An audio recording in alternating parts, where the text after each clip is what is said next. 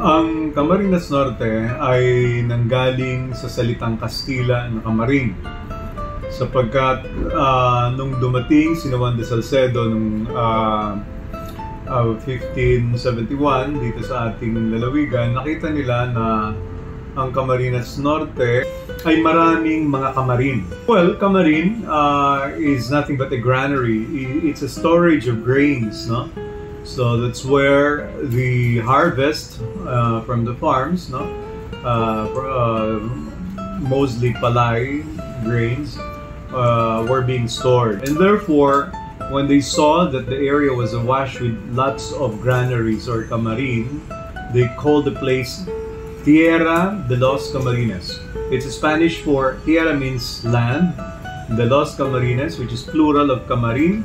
That was the name of this place until 1829, when the Tierra de Camarines were subdivided into Camarines Norte and Camarines Sur. So it was the first time that the word Camarines Norte surfaced in history. And the reason was that the northern part of the peninsula of Bicol was called Norte in Spanish, which is north in English, no? Or Hilaga in Filipino.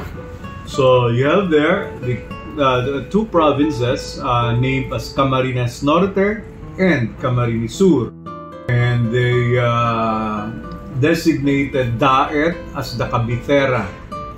Cabithera means capital town, no? So Daet was chosen to be a capital town for reasons that there was a bustling commerce and trade, as well as a sizable population that can be found in Daet compared to other old towns, no?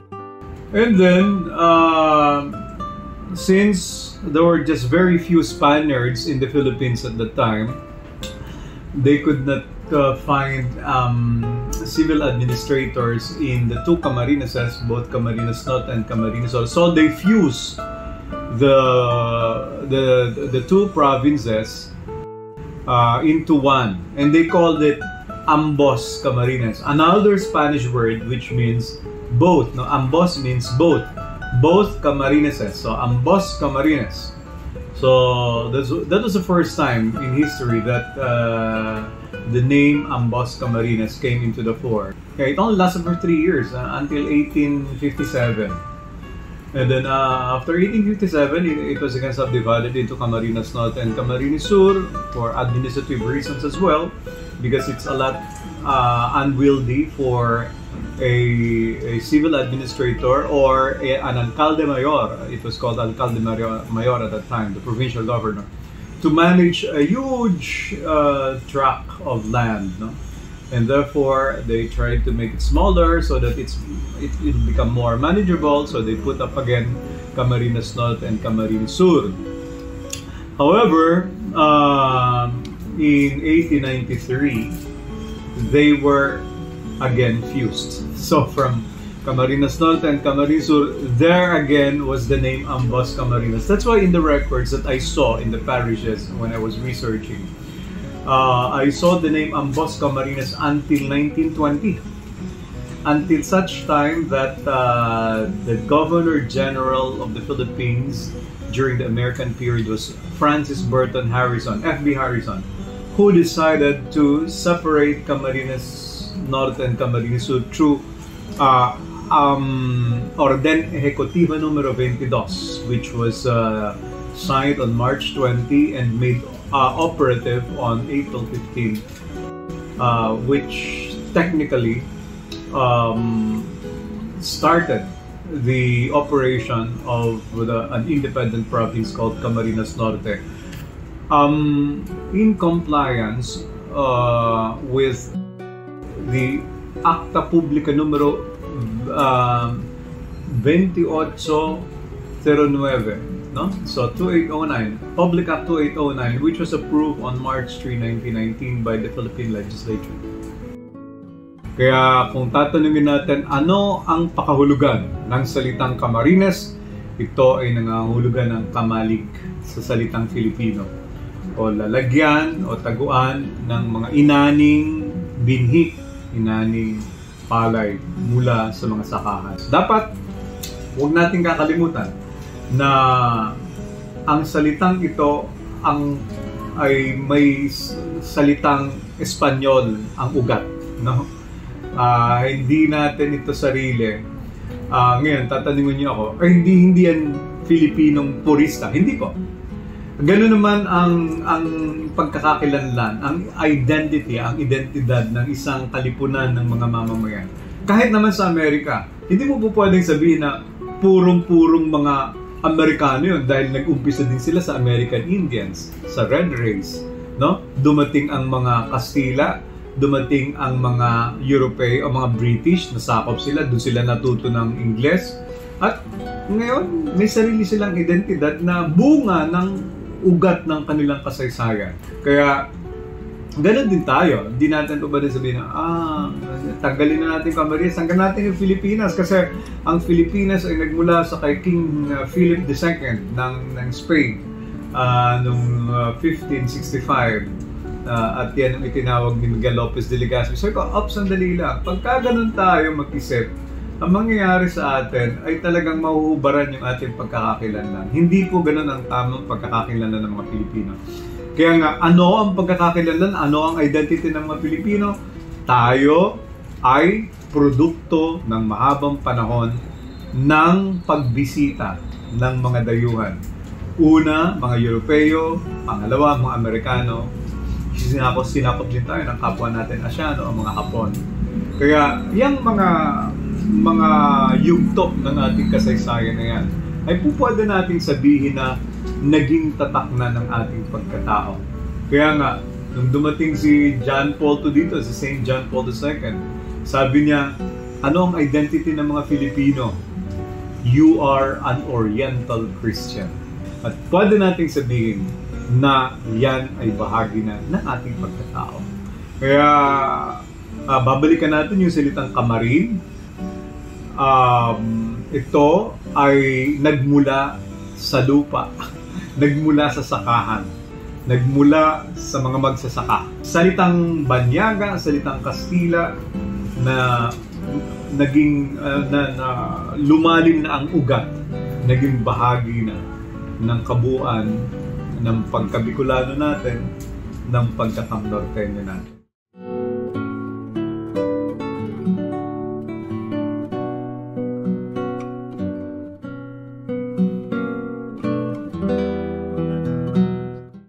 Pinakaunang-unang Filipino civil governor ng Ambos, Camarines noong 1901 ay taga-Daet.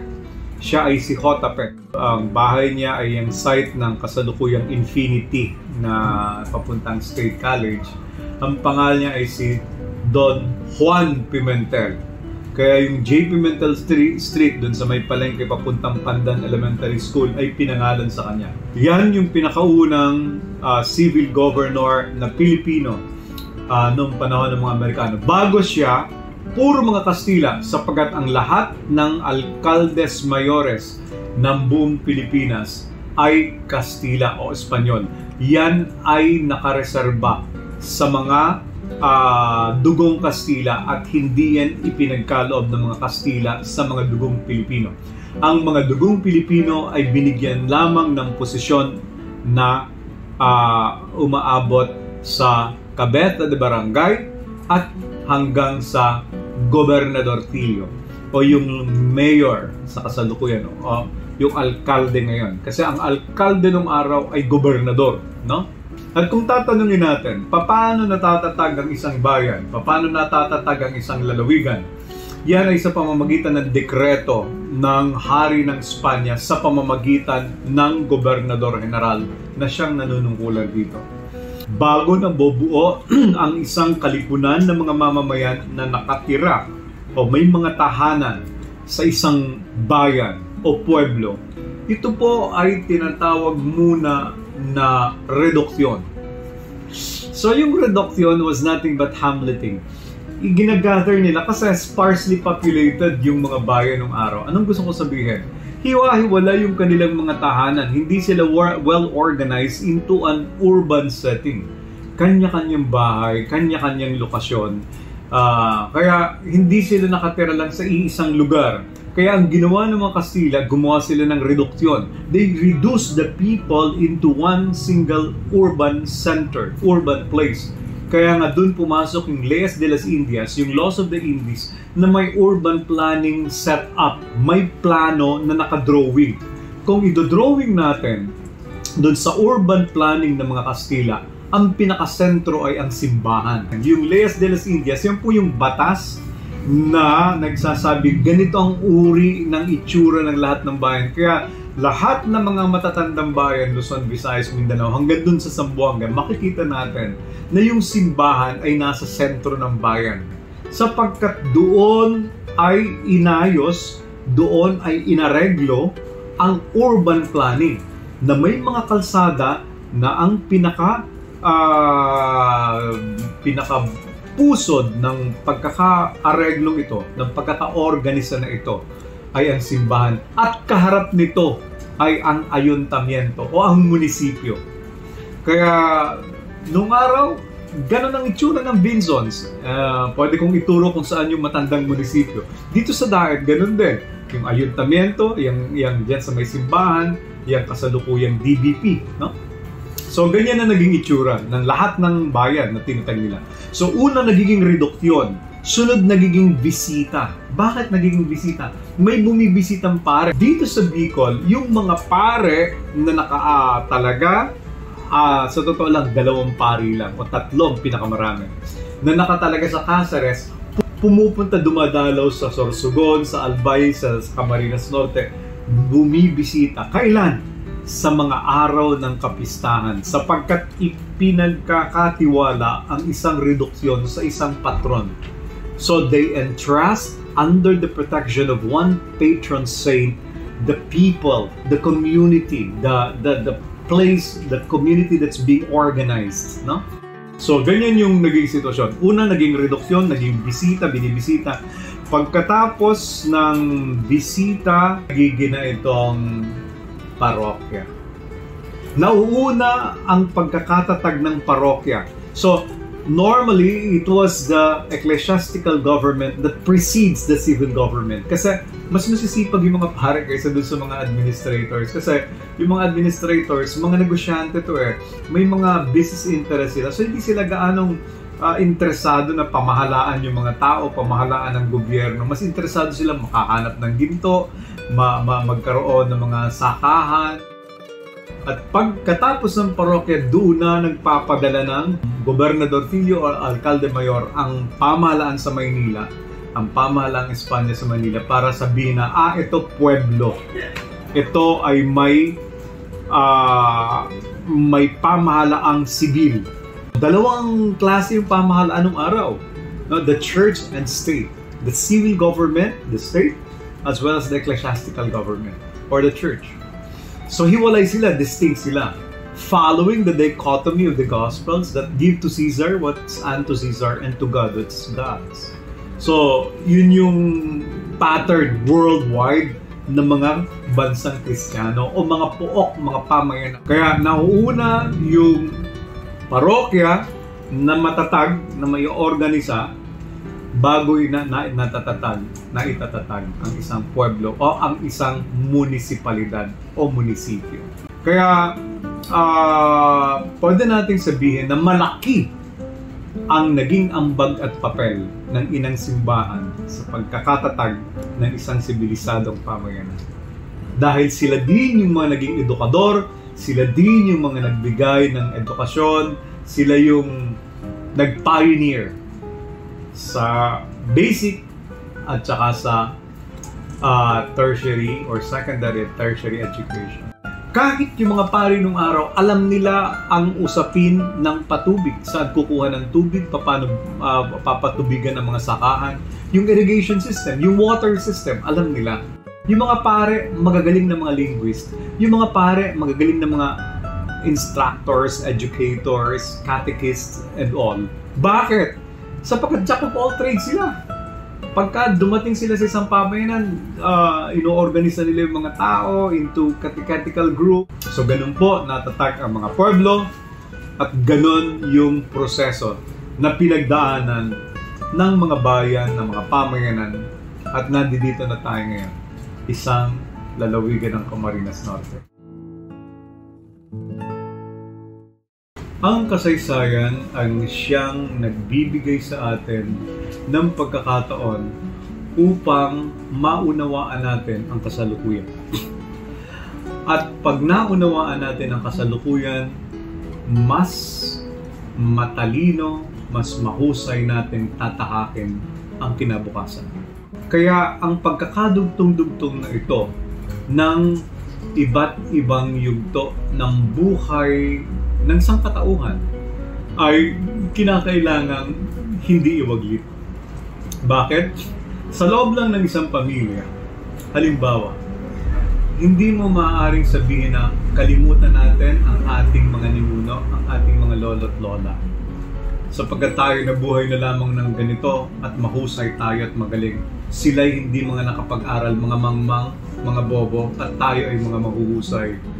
Hindi po pwede yun. Sapagkat kung ano man tayo ngayon ay nakatayo tayo sa balikat nila.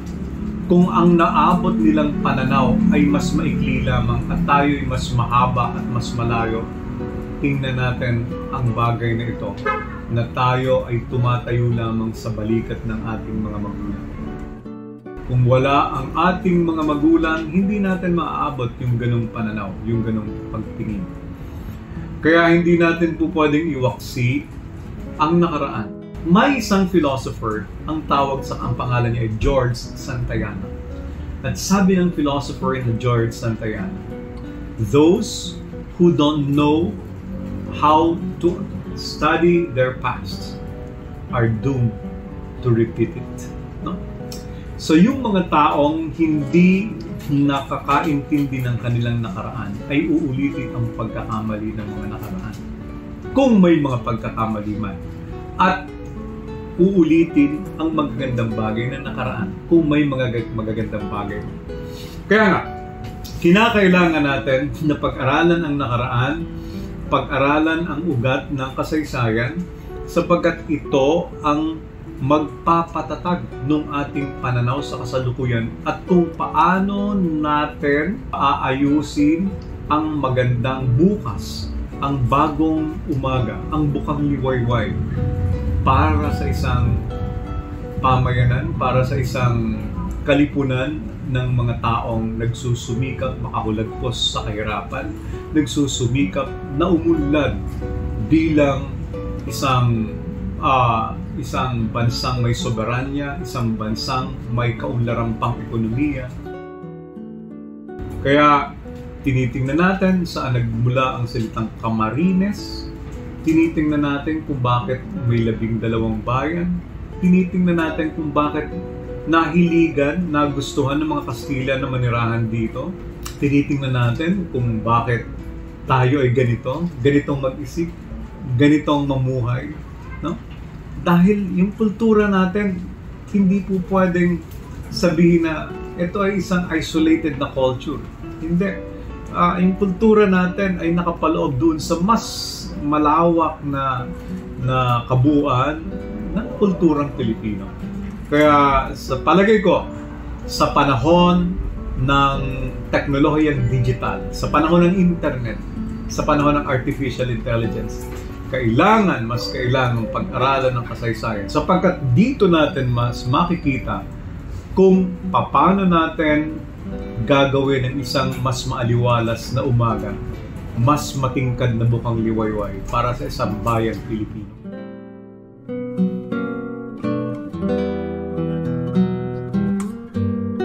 Yung mga matatandang bayan ay yung Daet, yung Paracale at yung Vinsons. Dahil sila yung mga pinakaunang parokya dito sa ating lalawigan, maaari nating sabihin na sila yung mga pinakaunang naging pueblo. Dahil nauuna ang parokya bago nagkakaroon ng pueblo. Yung pagiging leader politiko ng isang tao, kadalasan ito ay naipapasa o pwede nating sabihin minamana. Kaya yung dynasty ay talagang hindi naiwasan.